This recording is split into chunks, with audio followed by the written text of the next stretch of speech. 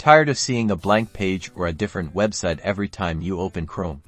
Let's make Google your instant gateway to the web. First, locate the 3 vertical dots in the top right corner of your Chrome window. These are your Chrome settings, and they're the key to customizing your browsing experience. Click on those 3 dots. A drop-down menu will appear. In this menu, find and click on the option that says Settings. Now you're in the Chrome settings page. On the left-hand side, you'll see a list of categories. We need to find the one related to how Chrome starts up. Look for On Startup.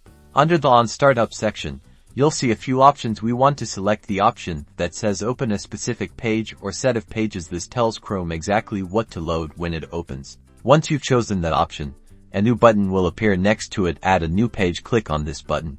A small box will pop up. In this box, carefully type in the web address for Google. That address is google.com. Make sure to type it exactly like that and then click the Add button. And that's it. Now, whenever you launch Google Chrome, it will automatically open to your familiar Google search page. Plus, the little house icon, usually to the left of your address bar, will now also take you straight to Google with a single click. Streamline your browsing and get to your favorite search engine faster than ever before.